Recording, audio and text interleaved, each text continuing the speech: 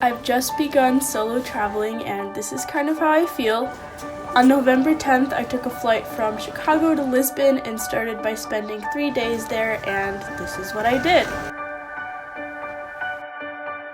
The flight was pretty good. I lost one of my earbuds, but no one sat next to me and I could stretch out my legs, so I guess it all kind of balances out.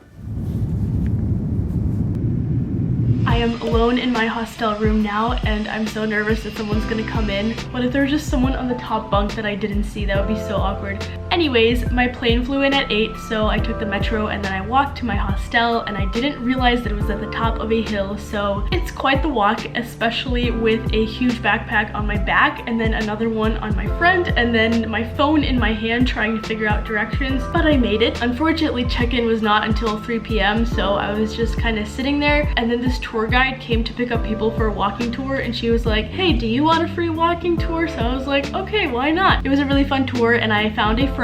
There was one other American in the group and she was this woman from DC, and we just, I don't know, since we were both from the United States and no one else was, we just kind of became automatic friends, so that was nice. It was not really a free walking tour. I knew that I was supposed to like tip the tour guide, but I was about to give like $5 or €5. I had no idea how much was like a normal amount because I'm clueless, and then the guy was like, yeah, usually people give about 15, which feels like a lot to me because I'm trying to be so low budget about this, but I forked over the €15 because it honestly was a really good tour and the guy was nice. So once I finally got into my hostel room, I changed clothing and then I washed my face and I feel so much better now. I felt disgusting.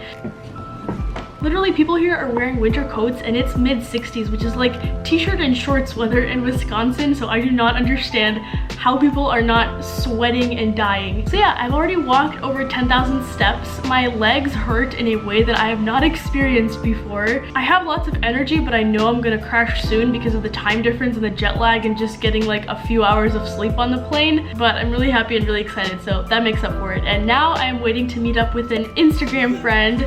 We're gonna meet in real life and she's gonna, I guess, show me around. And I'm gonna stop talking now because I feel like any second someone's gonna come in and I can't handle that. Bye!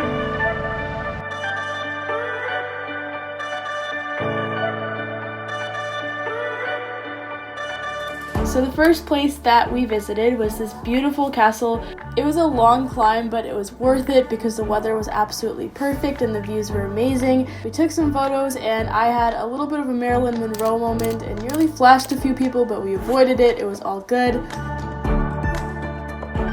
I was too excited to really feel any hunger all day, but I really wanted to try the egg tarts, which are called pastel de nata. So we went to a cafe and it was also a good chance to warm up because it was very windy outside.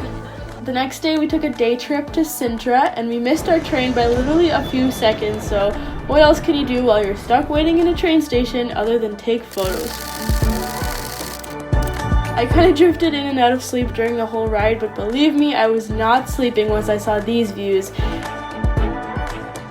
Sintra is a town about 40 minutes from Lisbon and it is basically a fairy tale. The royals would build a lot of palaces and mansions there, so it was basically like their vacation home. Again, we had to do a lot of climbing, which especially after that first day was pretty difficult.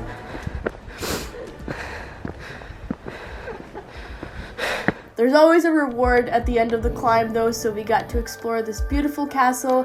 Unfortunately, photos are not allowed inside, but you can see the outside of it. And then we walked around the palace grounds, which are absolutely gigantic. There's greenhouses and ponds and all sorts of animals, and it probably would take you a full day to actually see everything that's there.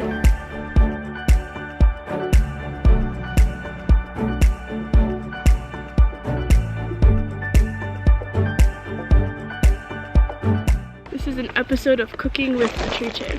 Look at this smushed bread. We brought our own lunches to save money, and I had bought a loaf of bread, some salami, some cheese, tomatoes, and apples at a grocery store. Done. And basically got like 3 lunches out of that for the price of 1 lunch at a restaurant, so I was really proud of myself. Once we finally got back to Lisbon, I really wanted to try Ginginha, which is a cherry liquor that originated in Lisbon. Plus, it comes in a chocolate cup, so how could I not? 1, 2, 3. Vai acima, vai abaixo, vai ao centro e vai para dentro. Delicious. Mm-hmm. Best part. I know where you can go in Christmas. Where? Drink more of this. My parents told me not to drink too much. Don't listen to them. They don't know anything. Yeah. As long as you have a friend who knows where they're going. One of my favorite things to do for some reason while traveling is just to explore malls and little stores. So we walked around this shopping center in the Seattle neighborhood and we visited some bookstores, some stationery stores, clothing stores, etc. I also got another egg tart, and then once we went outside we watched some street performers, and we also had roasted chestnuts, which are a really popular street food in Portugal.